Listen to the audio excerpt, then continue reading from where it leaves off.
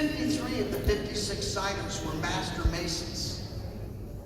This was the completion of the covenant, and we're living in it.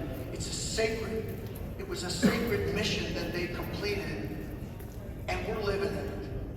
And it's important that we remember the history, because those who do not learn from the past are destined to repeat it.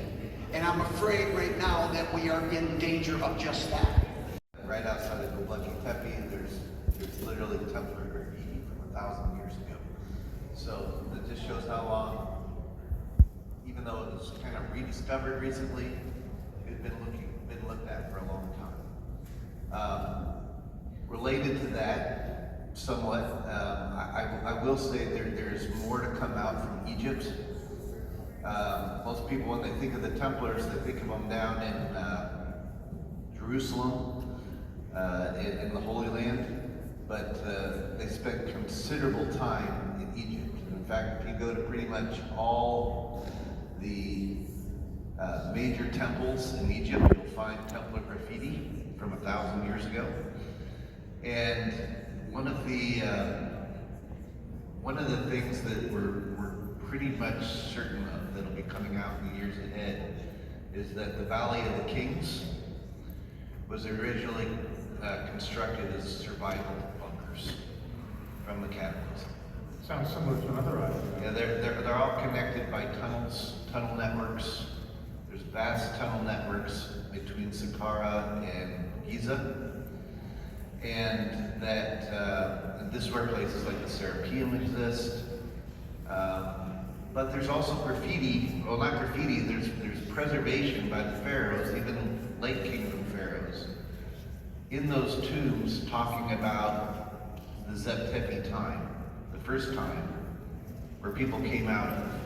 And they depict things like woolly mammoths and giant sloths on leashes. And we know that the Egyptians didn't have woolly mammoths or giant sloths. They were trying to preserve the memory of the time. This is really why the pharaohs were buried there. And I guarantee this is going to come out more in the years ahead. So this is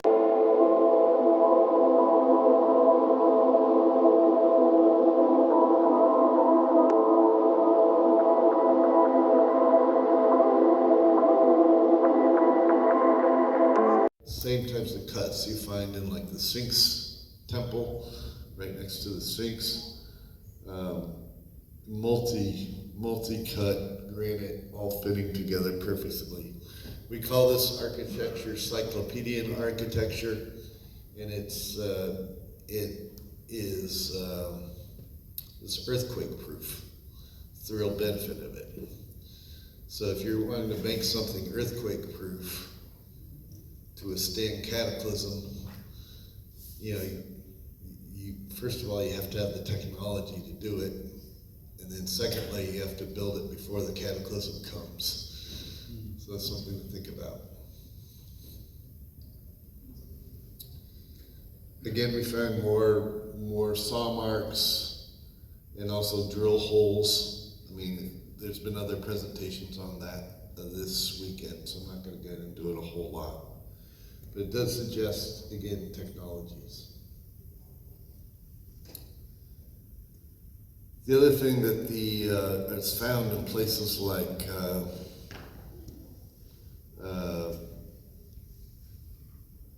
particularly at Karnak, but other places as well, is you find these depictions of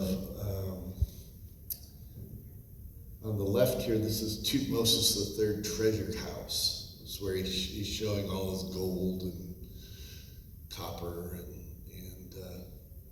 other things. But he also has depicted, if you look in the right about here, it shows these mound cakes as part of the treasure.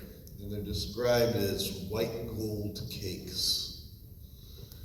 And this is something pretty significant that we'll also get into in greater detail soon. But you always see in these temples, you'll see these gods or sometimes the pharaohs holding these mound cakes. And they're described as something they would eat, and it was also something that would power things. He also had depicted all those alchemical vessels that he was using for alchemy. We'll get into that more here too. So when the Templar order went down into Egypt, and they were looking for these technologies, one of the things that's depicted on all the temple walls, and pretty much all the major temples of Egypt, is these depictions of arks, like the Ark of the Covenant. So and always next to the arks are depicted these white cakes, these white gold cakes. And in fact, let me go back. There we go. This is at the Temple of Seti I at Abydos. The Templars actually found their first ark. The order found their first ark there. And they found it in a chamber that's kind of the Sanctum Sanctorum area of that Temple of Seti I. It is now completely closed to the public. The Egyptian Antiquities won't let you in there. We have access to it, but part of the reason why they won't let you in there is because it has these depictions. It's kind of hard to see. But up here, this is one of the arks, a depiction of one of the arks on the wall. And then this is Templar graffiti from the early 1200s. With their red crosses, pointing out that we found one of the arks here. And this is me, just pointing it out. We have another picture of it here. Here's a little better detail. You can see the ark here. Here's the Templar graffiti from the 1200s. And again, here you see another one of these figures holding one of these white cakes, right? These white cakes were produced alchemically. And I'll show you how we do that here in a minute. Also within this chamber, it shows these arks undergoing transportation, being moved by the Egyptians. And they're always depicted on these boats because it was believed that some of these were flown in, or not flown in, sailed in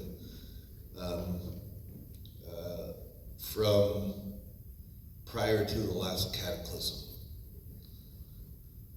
It was believed that these were a technology from the pre-cataclysm, from this previous civilization, whatever you want to call it. Plato certainly called it Atlantis. To me, that's as good a name as any, because we have the same myths in the